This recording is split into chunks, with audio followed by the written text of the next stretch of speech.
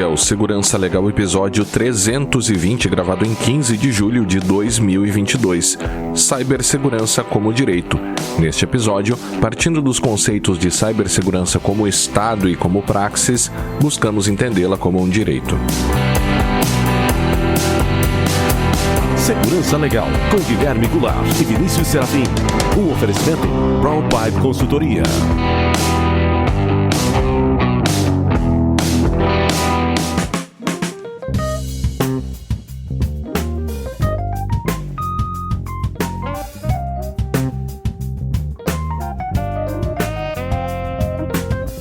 Sejam todos muito bem-vindos e bem-vindas. Estamos de volta com o Segurança Legal, o seu podcast de segurança da informação e direito da tecnologia. Eu sou Guilherme Goulart e estou aqui com meu amigo Vinícius Serafim. E aí, Vinícius, tudo bem?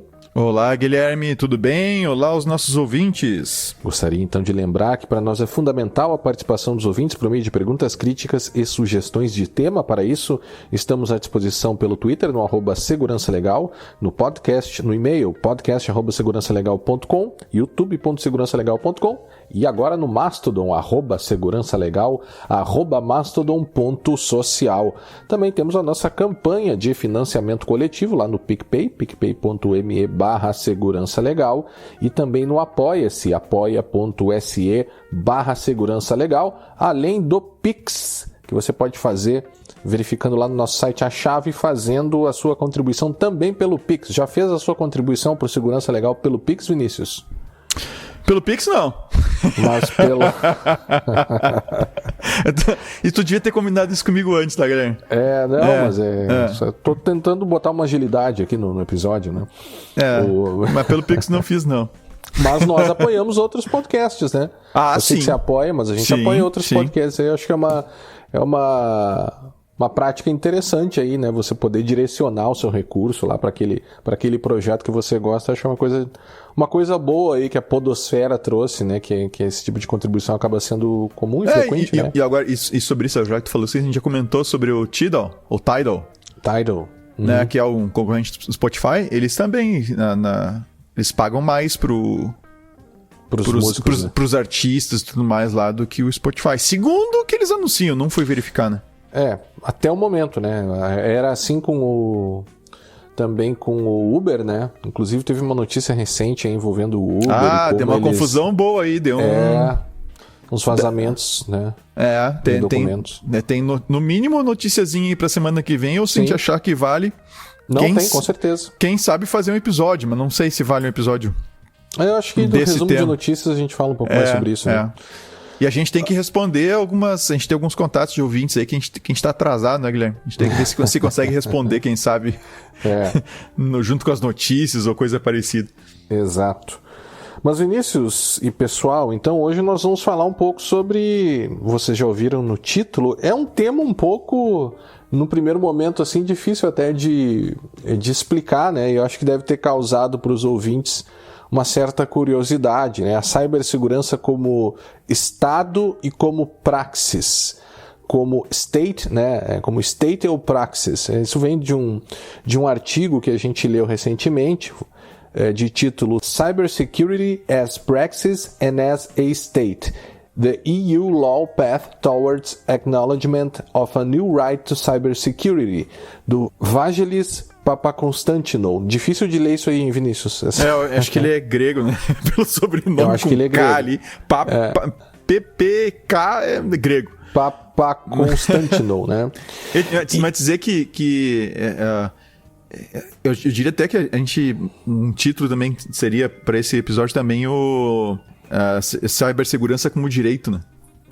Ou como direito também, porque no final das contas eu acho que é o objetivo dele. Claro, é onde ele quer chegar. Ele quer chegar. E eu acho até, Vinícius, a gente vai falar um pouco mais, obviamente, sobre isso, mas eu acho que a parte do direito e da criação de um direito à cibersegurança nem é a parte mais importante do artigo, até porque eu acho que já existe, pelo menos no nosso ordenamento e no próprio ordenamento europeu, sem uma formalização, eu acredito que já exista um direito à cibersegurança, a gente pode dizer um pouco mais mais adiante o porquê. Agora, a importância desse tema e desse artigo dele é retornar a uma questão de fundo, e essas questões de fundo são frequentemente esquecidas tanto no direito, quanto na segurança da informação, e quanto na proteção de dados, que é você entender o que as coisas são, né? Quando a gente fala cibersegurança, do que nós estamos falando efetivamente? E a tese dele, que me parece, é começar a classificar a cibersegurança como praxis, como ação, ou como um estado, como state. E até acho que tem alguns problemas na própria tradução e alguns elementos de tradução aí que a gente vai falar, né? Mas como é que tu poderia dar o pontapé inicial aí? É uma questão de conceito, Vinícius? Cara, eu acho que tem duas dimensões aí envolvidas, né? A gente tem a visão, e vai ser bem interessante isso, porque tu tens justamente a visão que vem do direito, né? Uhum. Que tu acabou de colocar aí que talvez não seja uma coisa tão importante essa questão do direito em si, porque talvez a gente já tenha a cobertura, né? E eu, do ponto de vista técnico, assim, da ciência da computação, né? Mas no que se refere à segurança da informação, eu achei esse artigo muitíssimo interessante, tá? Uhum. Até a ponto de eu repensar. Eu vivo falando, eu tenho o livro The History of Information Security, uhum. que é um livro verde, que a gente já recomendou ele mais de uma vez aqui no Segurança Legal, já comentou sobre ele. E nesse livro está citada uma definição de segurança da informação que eu dizia que sempre, essa aqui é a melhor, é a mais completa. Então, que em resumo dizia que a segurança da informação era a proteção da informação em trânsito, em armazenamento ou sendo processada, e dos sistemas, dos hardware, etc., responsáveis por esse armazenamento, por essa transmissão e por esse processamento, e inclusive proteção contra a negação de serviço. Uhum. Do ponto de vista técnico, tá ok. Tá certinho. Uhum. Mas isso ficou, me parece uma coisa meio fechada, meio hermética, assim, no sentido de garantir a segurança pela segurança, né? Eu vou garantir a segurança aqui do meu servidor para ninguém invadir meu servidor. Uhum. Ou proteger o meu sistema para que ninguém roube as minhas informações. Ou melhor, as informações que estão no sistema, né? Que estão nos sistemas, mas é que tá. As tuas, né? Mas eu tô usando as minhas agora de propósito, assim, eu como dono do sistema, como... Daí tu pode tanto considerar a empresa dona do sistema, quanto o administrador que administra o sistema e, né, ele se enxerga meio assim, o meu sistema, o meu ambiente, para que ninguém invada e eu não tenha nenhuma grande dor de cabeça. Te dizer que boa parte do que a gente vê de segurança da informação, assim, nos livros de segurança da informação, e mesmo do que a gente vê profissionais de segurança da informação falando, quase sempre tá dentro dessa definição de segurança. Uhum. Ou seja, tá englobado nessa visão técnica. Da segurança da informação e dos recursos por eles mesmos, entende? Uhum. Porque eles representam para mim e para a empresa. Bom, o que o Papa Constantinos... Papa Constantino coloca no artigo dele, eu vou dizer o autor só, simplesmente, que o autor coloca no artigo dele, é muito interessante porque para fazer o caminho até que ele coloca a cibersegurança como sendo um direito, ele diz justamente o que tu colocou, que ele tem que se separar da praxis, ou seja, da prática, das questões de execução da segurança da informação. Uhum. Da ação, né? Da ação propriamente dita, né? Que é desde as coisas mais clássicas, né? De segmentação. Vou configurar um firewall ou switches para segmentar minha rede. Vou configurar dispositivos como IDS, antivírus, etc. Vou fazer teste de invasão. Vou fazer uma auditoria. Essas coisas que a gente faz, né? Essas ações, ele tenta separar isso de Estado, né? Que seria... O Estado não é o Estado, tá, gente? O Estado brasileiro. Sim. Não. É um Estado no sentido de uma determinada situação, tá, em um dado ponto no tempo. Uma condição. Eles dizem uma condição a ser atingida. O Estado enquanto condição. né? Eu estou seguro, por exemplo, você está num estado de segurança, né? E aí ele coloca, quando ele entra na questão da definição, é muito interessante porque ele justamente cita aquela tríade do CIA, né? Confidentiality, Integrity e Availability. Né? Então, que seria confidencialidade, integridade e disponibilidade, né? em português. E ele coloca duas coisas, tá? Primeiro, que no caso da lei da União Europeia, né? Que, ou seja, quando essa tríade, a CIA foi parar na tríade, foi parar na lei da União Europeia, eles adicionaram também, olha que interessante, a autenticidade. Nenhuma novidade até aí. Nós, inclusive, temos um episódio que eu acho que é o 54, que é o Atributo de Segurança da Informação, se eu não estou enganado. E a gente comenta a autenticidade. Só que eles não acrescentaram aqui, que a gente acaba colocando também irrefutabilidade. A gente comenta no episódio 54. Ele fala em resiliência. Resiliência, sim. Tá? Então, esse é um primeiro ponto que chama atenção. E na sequência, nessa definição da cibersegurança, ele coloca o seguinte, tá? Que a cibersegurança não protege somente os sistemas de informação per se, tá? Mas talvez, mais importante do que isso, protege pessoas, independente se essas pessoas são usuárias desses sistemas ou não. Mas, ou seja, ele já começa a levar na direção de que o objetivo da cibersegurança, como definição, não é a segurança do sistema. Da rede e dos sistemas em si, né? Exato, do hardware, etc. E ele compara, inclusive, com a questão dos carros. Então, quando tu se preocupa com a segurança no que diz respeito a carro, tá? Ele coloca aqui ainda, ó, tá? Os sistemas de informação e as redes não podem ser a matéria, né, o objetivo final da cibersegurança. A proteção do sistema de computação não pode ser um fim por si mesmo. E o que ele coloca como para entender a analogia que ele faz é que olha, isso aqui é similar, tá, com a um outro sistema complexo e tangível como um carro ou um avião, tá? Ou um cofre de um banco.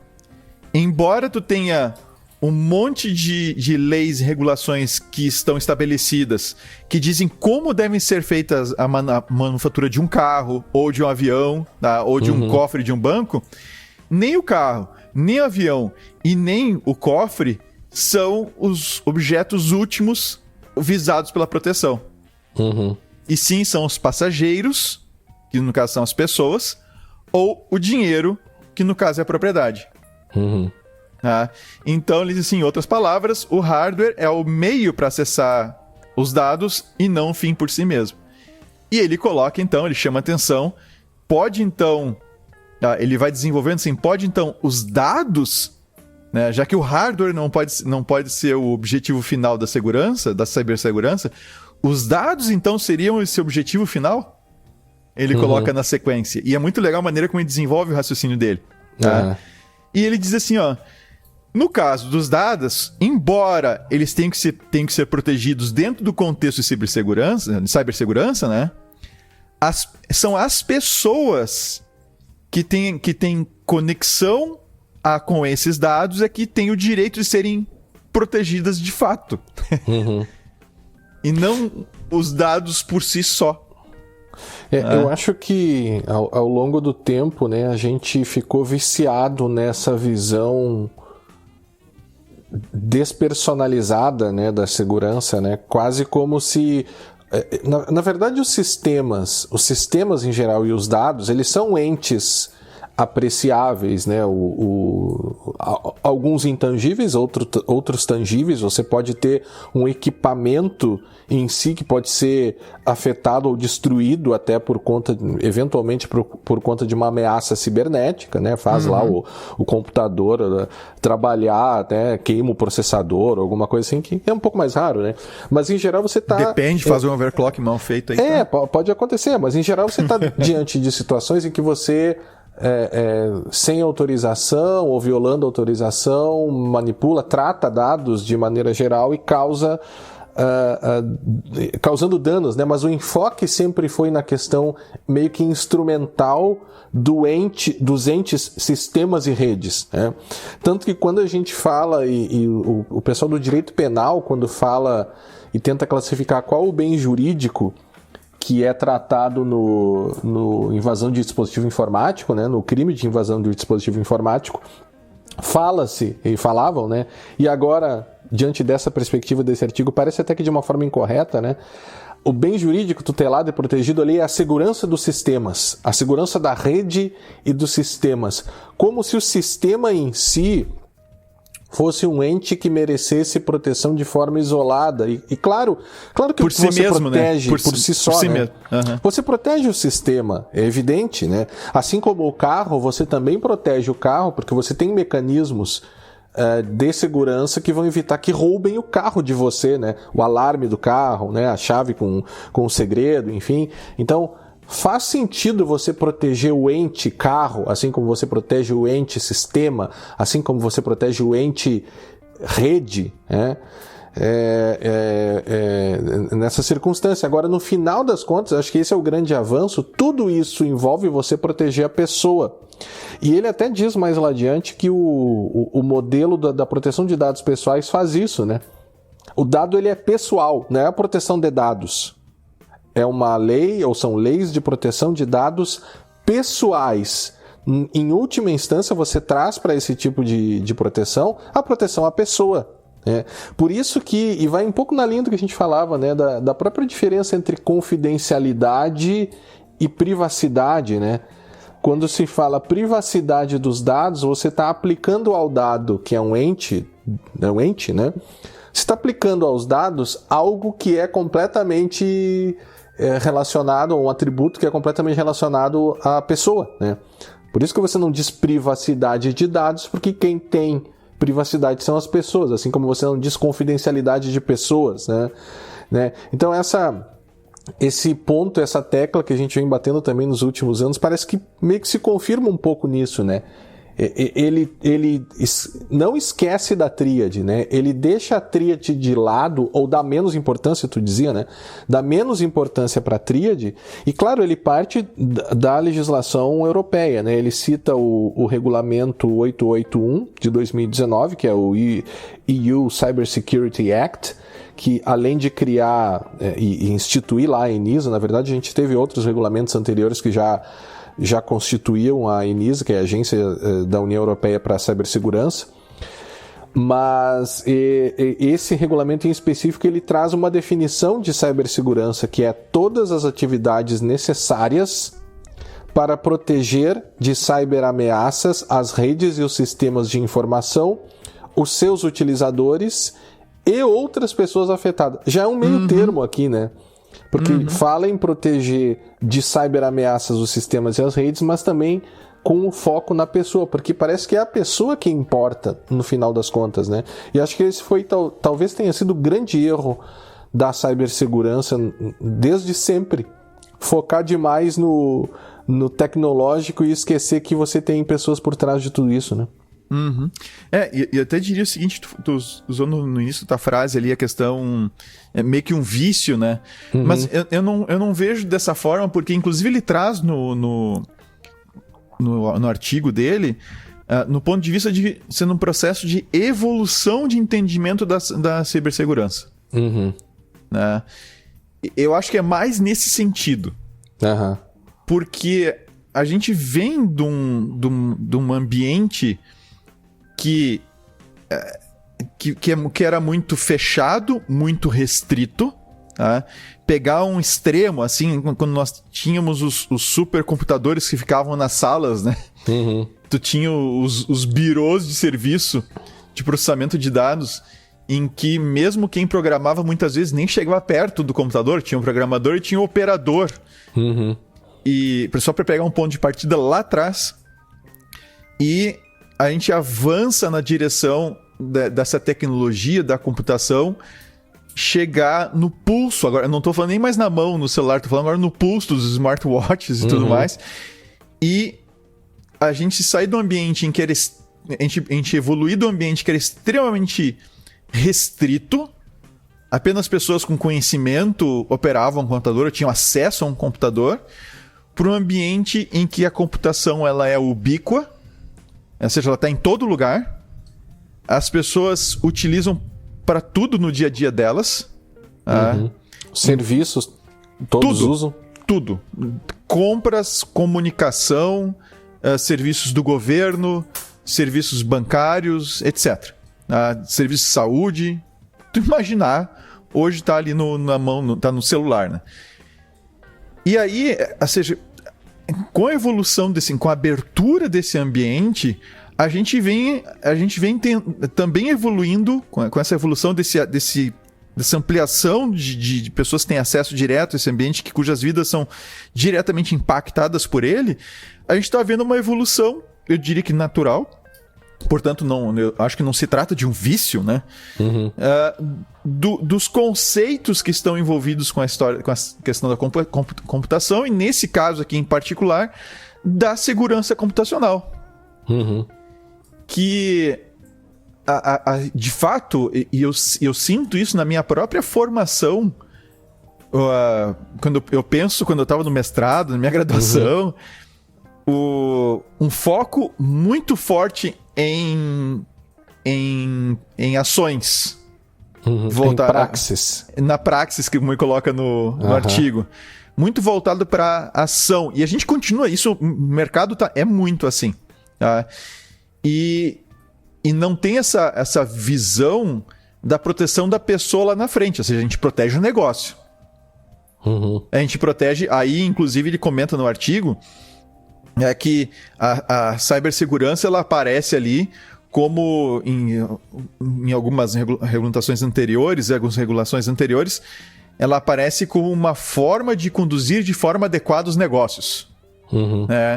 Então, é mais nesse sentido de confiança, né, para execução num ambiente de execução de transações e, né, de negócio, do que efetivamente como um direito das pessoas que são as donas daquela informação, ou que são as titulares daquela informação, de alguma maneira são afetadas por aquela informação. Ou que são afetadas, né? Eu acho que isso é interessante também, né? Que é o conceito lá do regulamento, né?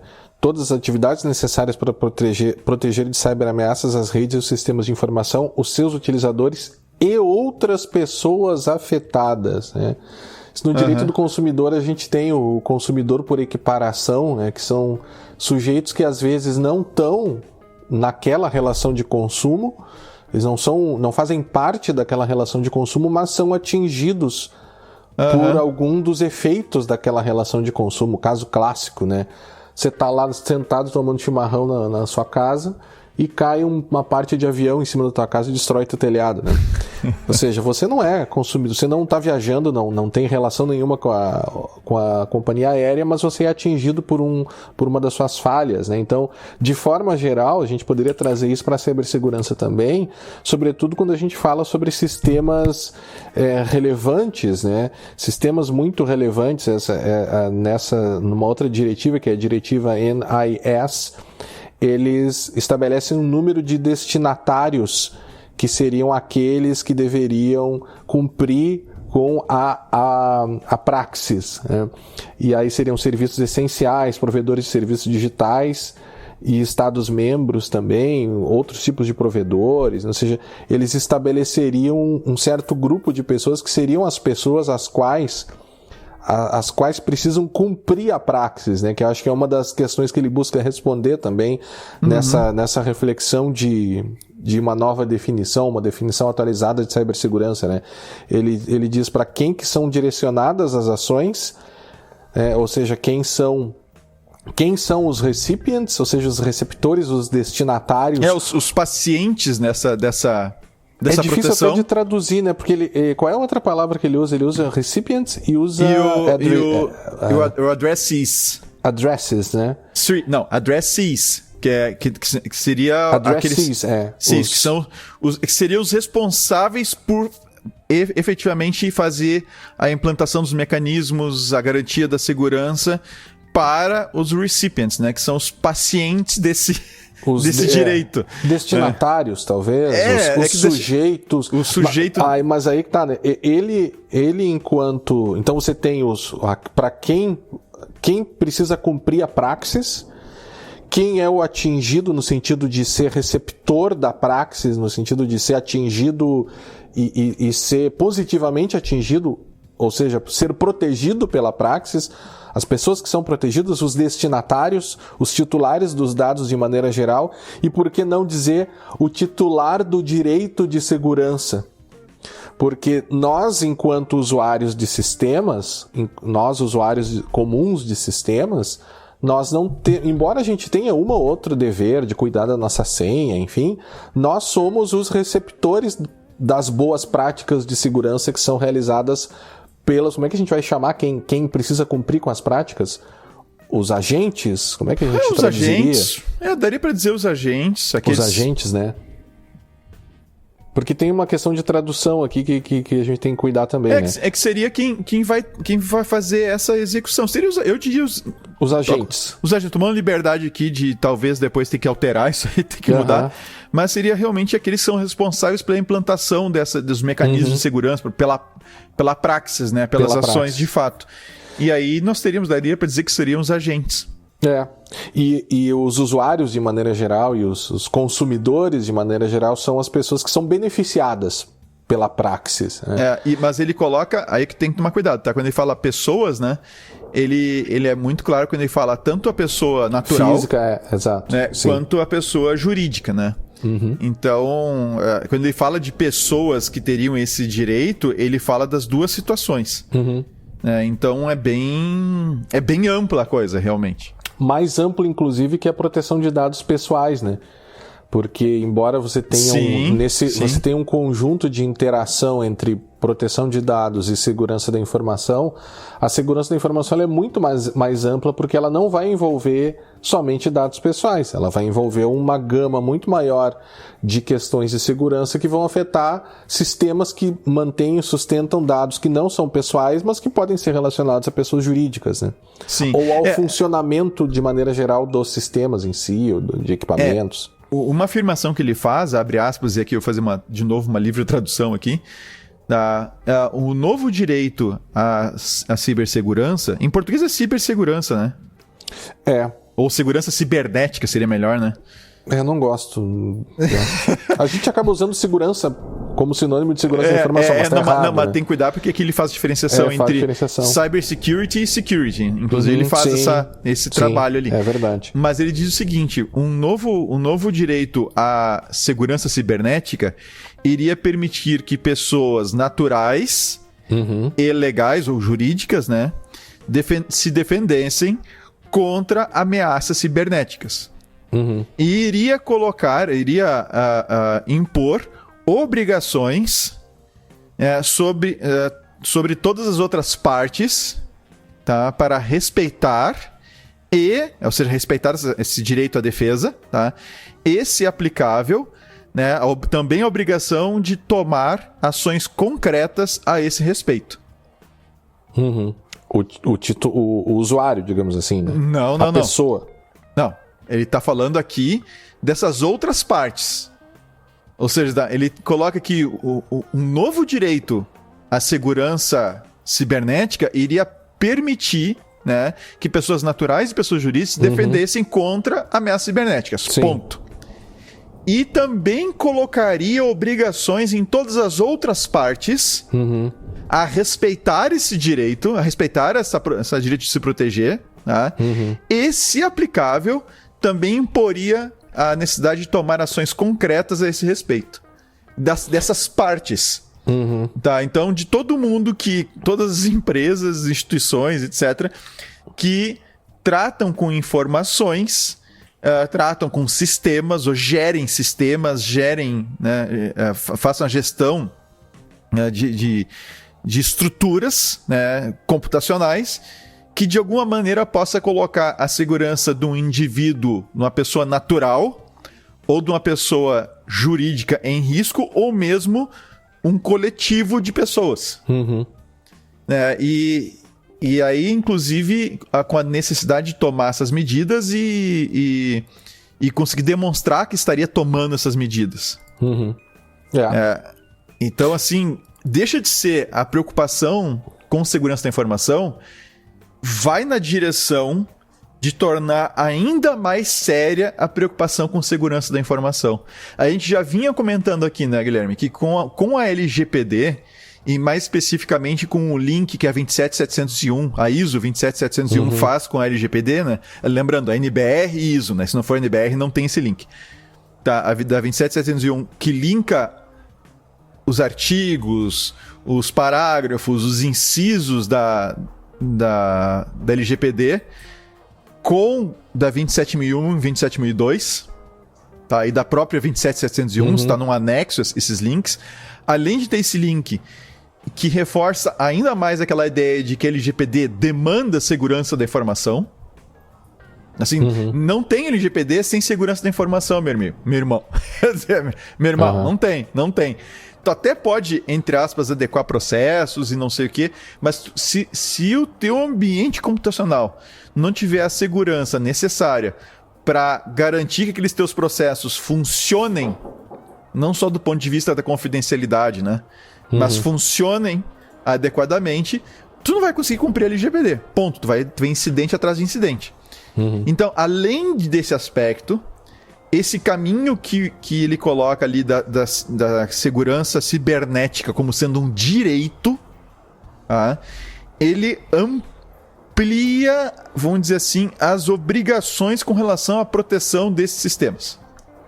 Porque foca na pessoa. E aí, deixa de ser algo que você antes fazia por sua própria conta, porque você faz em seu próprio interesse. Aí vem a LGPD e diz, olha só, agora tu tem que... Essas obrigações com relação a informações pessoais, tá? Especificamente informações pessoais.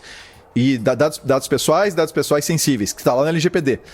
Mas agora, claro, agora que eu digo, na ideia do Papa Constantinos aí, tá? Com essa ideia dele, se isso vem acontecendo na União Europeia, de virar um direito, a cibersegurança virar um direito, não é só mais dado pessoal que tem uma demanda externa legal para proteção.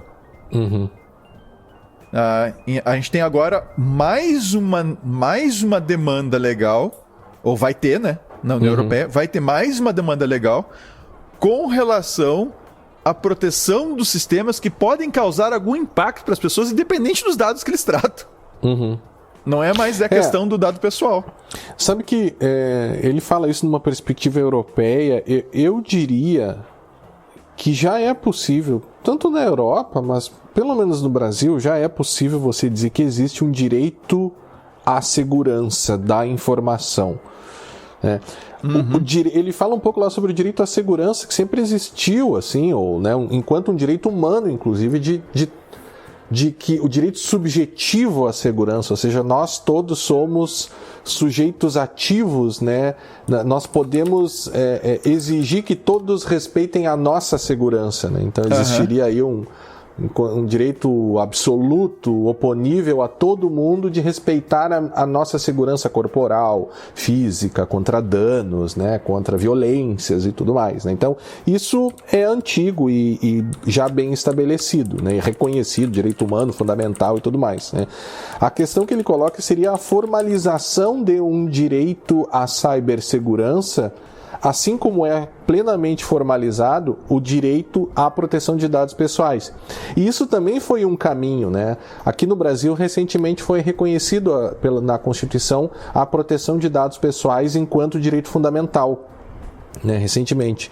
Agora, você já tinha outros autores no Brasil, mesmo sem este reconhecimento formal, digamos assim, que ao olhar para todo o ordenamento jurídico, entendiam que já existia um direito fundamental à proteção de dados pessoais por todo o sistema jurídico, que assim, né, digamos assim que o sistema jurídico, até para quem não é do direito, né, mas o sistema jurídico, né, o direito enquanto sistema ia nos dando dicas de que já existia uma proteção de dados pessoais, seja pelo habeas data, pela proteção do direito consumidor, o marco civil, ou seja, algumas coisas já estavam dizendo que isso existia, vem o legislador e formaliza algo que já existia. Ele vai mais ou menos nessa linha, mas eu ainda acho que, eu já acho que já existe, né? Porque se a gente pega um princípio muito importante no direito, que é o princípio da boa-fé objetiva, que atua lá no direito das obrigações, né, em outras áreas do direito privado também, mas principalmente no direito das obrigações, toda vez que você tem um contrato, o prestador daquele serviço ou o fornecedor do produto que envolva alguma questão de tratamento de dados, mesmo que não esteja escrito no contrato que ele precisa te entregar algo que seja seguro, é óbvio que ele precisa te entregar algo que seja seguro. Sim. Isso por uma construção da boa-fé objetiva que tem na sua consideração que os prestadores eles têm que agir de boa-fé. E agir de boa-fé implica em te entregar e prestar serviços ou entregar produtos que sejam seguros, que não te causem danos de maneira geral. E isso, inclusive, está lá no próprio Código de Defesa do Consumidor. E aí, claro, mais restrito, eu preciso estar diante de uma relação de consumo, mas quando eu tenho uma situação dessas, o fornecedor ele tem um dever geral de segurança. Então, com base no dever geral de segurança, tanto do CDC quanto da boa-fé objetiva, e se eu ainda colocar LGPD junto, aí mais ainda, né? LGPD é clara quanto à necessidade de atuar com segurança. Ou ainda, se eu quiser ir para o poder público, os princípios aplicáveis à administração pública, de direito administrativo, também eu poderia chegar a isso. Indiretamente, eu chego a um direito à cibersegurança. E por que é um direito? Porque, via de regra, a gente tem no direito uma divisão entre o sujeito passivo e o sujeito ativo, né? Aquele que tem o direito em contraposição àquele outro que tem o dever. Então, o direito subjetivo, que é aquele que possui o direito, ele tem o direito subjetivo, contém um poder.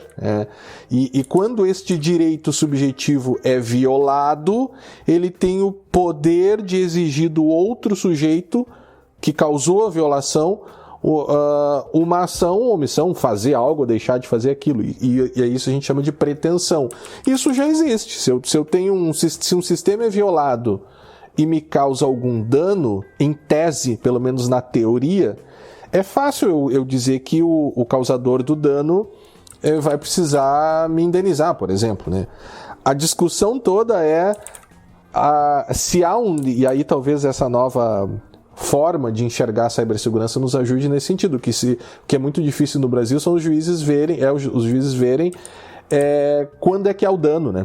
Ou seja, você tem a violação da praxis que te deixa num estado de insegurança e muitos juízes entendem, não, mas os dados nem eram protegidos, eram pessoais, mas todo mundo já sabia. E aí, quando você coloca a pessoa no centro disso, e se você começa a estabelecer um grau de responsabilização pelo mero descumprimento da praxis, aí a coisa começa a se aproximar, começa a ficar mais fácil você conseguir responsabilizar a empresa, né, o agente que deveria ter tomado ou praticado aquelas ações. Não sei se eu me fiz entender aqui, Vinícius, se dei uma volta muito, muito grande. Não, eu acho que ficou perfeito. No sentido que a gente já, no final das contas, a gente já tem direitos, já tem coisas que podem ser exercidos, digamos assim. Exato. Só que, claro, ainda assim, mesmo tendo a LGPD, a gente está vendo esses exemplos que tu citou, né, do pessoal falar que não... Ah, não, mas eram dados já conhecidos, né? Como a gente já viu algumas situações aí que a gente até comentou aqui no podcast. E o que... Agora também tem um detalhe, né? A forma como eles estão colocando ali para a União Europeia, isso vai acabar envolvendo diretamente, claro, as relações que empresas aqui no Brasil, para falar de Brasil, né? Claro, o resto do mundo, obviamente, também, né? Que as empresas têm com empresas europeias ou que lidam com dados de cidadãos europeus, né? Uhum. Ou que prestam um serviço lá, alguma coisa nesse sentido. Também a gente vai... Provavelmente a gente vai começar a ter... Até ele coloca como a própria GDPR, né, que é a Regulação de Proteção de Dados Pessoais da União Europeia, ele cita, né, o autor, cita a GDPR como justamente um caminho, como parte do caminho para facilitar a criação desse direito. Uhum. Facilitar o reconhecimento, né, e a criação do direito propriamente dito. Até me ocorreu uma outra coisa que eu deveria ter falado antes, né? Anotei aqui, mas uma falha do artigo dele é que ele não citou que na Alemanha, né, local onde nasce a proteção de dados, pelo menos como a gente conhece hoje, já se reconheceu, né, a Corte Constitucional já reconheceu o direito fundamental à segurança em sistemas. Inclusive aqui no Brasil já tendo autores mencionados por várias vezes, mas cito dois aqui que são os mais importantes, Fabiano Menck e a Laura Schertel Mendes, que já escreveram sobre esse direito à segurança computacional, né? Possui um nome alemão lá que eu não peguei aqui agora para trazer, né? Mas você já tem ordenamentos que reconheceram inclusive esse direito à segurança enquanto direito fundamental, com base até mesmo numa expectativa que também tem no Código de Defesa do Consumidor, né? O consumidor que usa um produto ou frui um serviço, ele tem a expectativa de que aquilo seja seguro, né? Ele tem a expectativa que o fogão, o micro-ondas não vai explodir na cara dele, por exemplo. É uma expectativa de segurança que está relacionada, obviamente, às circunstâncias daquele próprio produto ou serviço, né? Para dar um exemplo que eu ouvi do Bruno Mirage, que é um grande autor aí do direito do consumidor, ele diz, a faca, por exemplo, você sabe que a faca é especialmente perigosa, né? Você não precisa dar a informação de que se passar o dedo na faca você vai cortar o dedo, mas você observa as circunstâncias ali para avaliar o risco daquela situação. Mas há ainda assim um dever de segurança presente que cria nas pessoas uma expectativa. É por isso que a gente já viu isso acontecendo até na nossa situação profissional, né? Você contrata um serviço de nuvem e aí quando você vai analisar aquele serviço de nuvem prestado por um fornecedor, aquele serviço de nuvem, aquele sistema, ele está totalmente cheio de falhas de segurança, né? E aí você fica pensando, poxa, mas isso viola a boa-fé, isso viola a expectativa de segurança que um contratante tem em contratar um serviço que seja, veja, minimamente seguro, basicamente seguro, né? E isso é muito comum da gente ver que a praxis... Veja, a gente nem chegou no estado ainda de segurança, a gente está na praxis, né? Mas é que a praxis sequer é cumprida. E, consequentemente, como você não cumpre a praxis, você não chega ao estado de segurança, que é essa condição a ser atingida no futuro, né? E aí imagina ainda isso como um direito. Sim, que daí, uma vez que tem direito, ele coloca, né? Uma vez que esse direito exista, as outras pessoas teriam que respeitar essa sua... Ele usa a palavra esfera de segurança, né? Talvez até bebendo um pouco na fonte daquela ideia já superada de esfera de privacidade, né? Que existiriam esferas de privacidade, como se fosse possível estabelecer, mas sim, o teu bojo ali de segurança... Bojo, agora tu forçou. Bojo, Só falta usar estofo agora, na sequência agora, falar estofo. Ele ainda fala, Vinícius, além disso, ele fala bastante sobre o regulamento, até quem tem interesse, né, dá uma olhada nesse regulamento 881 de 2019 e o NIS Directive, que é o Network and Information Security Directive, que está sendo revisada agora de 2016 que vai ser a NIS 2, que tudo indica, até não tive tempo de ver, mas seria a revisão para incluir outros operadores de serviços essenciais que seriam os afetados pela Praxis, né? Mas entre os operadores de serviços essenciais que deveriam respeitar certas regras de segurança, setor bancário, infraestrutura do mercado financeiro, saúde, fornecimento e distribuição de água potável, infraestruturas digitais como PTTs, né, pontos de troca, e DNS, transporte aéreo e tudo mais, né? Parece que eles vão aumentar quem vão ser as empresas que vão precisar cumprir, né, essa coisa, as boas práticas, né? E o autor, né, defende um estabelecimento mais genérico desse direito. Uhum. Genérico sentido de deixar, ou seja, todo mundo que pode causar algum impacto tem que se preocupar com segurança da informação, uhum, ou com cibersegurança, né? E as pessoas, assim, também a gama de pessoas que teria esse direito também fosse uma coisa bem aberta, né? Uhum. As pessoas físicas ou naturais, as pessoas jurídicas, assim, de forma ampla, que fosse um direito amplo. Talvez, eu acho que já dá pra gente ir terminando, já estamos com 45 aqui, Vinícius, mas talvez seja uma mudança de enfoque, talvez das mais importantes, né? No final das contas, assim como o direito protege, via de regra, as pessoas, e o direito às vezes tenta caminhar também para outras proteções, é sempre difícil, né? Por exemplo, um assunto que eu gosto que é o direito dos animais, né? Se é que o animal tem um direito ou não, mas é uma outra questão, mas a dificuldade que o direito tem para conferir direito subjetivo para o animal, né? Como é que tu protegeria, enfim, porque o direito todo ele é orientado à proteção da pessoa, né? A dignidade humana, a vida humana e tudo aquilo mais, né? Os valores que atingem o ser humano, a pessoa, né? E é engraçado porque na cibersegurança parece que a gente passa por um momento de esquecimento disso, talvez pelo viés muito técnico da disciplina, né? E da separação que houve, né, da questão técnica para a questão social, e é um problema que atinge os técnicos hoje da TI de maneira geral, né? Essa separação, às vezes não notada, que no final das contas tudo gira em torno de você fornecer utilidades para o ser humano, né? A tecnologia toda, pelo menos, teria o sentido de ajudar o ser humano, de entregar utilidade, de favorecer o ser humano. Claro que a gente tem algumas que prejudicam, redes sociais, talvez, né, que bitolem o cara lá em situações muito difíceis, mas o fim é talvez um reencontro da cibersegurança com a proteção da pessoa.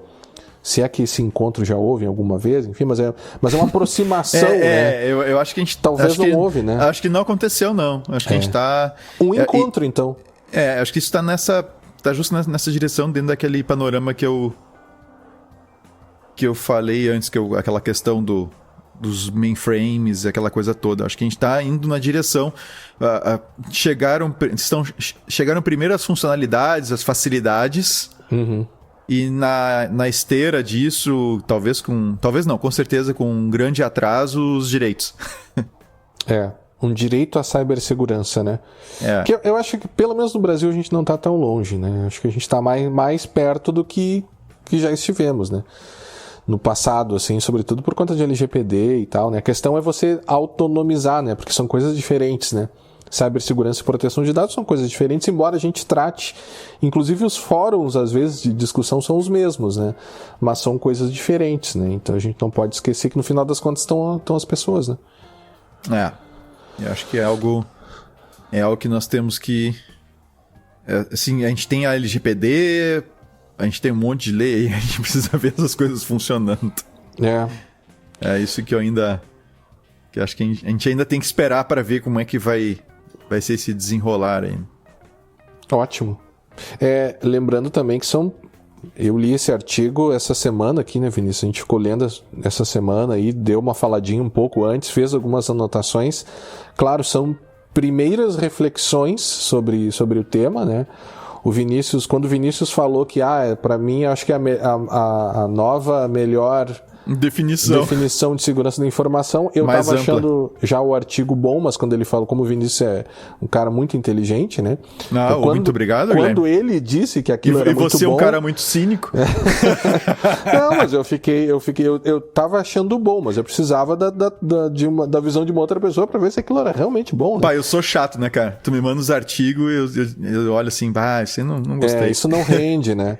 Mas parece que tem uma mudança de enfoque muito importante que deve nos guiar, né? Muito importante. Eu acho que isso é muito importante. Um novo guia aí, né? Sem dúvida. É isso? Quer falar mais alguma coisa? Não, cara, somente isso. Então tá. Então vamos agradecendo. Eu só recomendo assim, ó, quem tiver condições, aí leia o artigo, tá? Vale muito a pena ler o artigo de uma ponta a outra. E depois, quem quiser se aprofundar mais, aí sim, aí pega os links lá que tá no artigo, cheio de referência, e vai dar uma olhada nas referências. Mas se você só ler o artigo, já vai aprender bastante. Assim, é algo muito, muito interessante. Eu gostei bastante.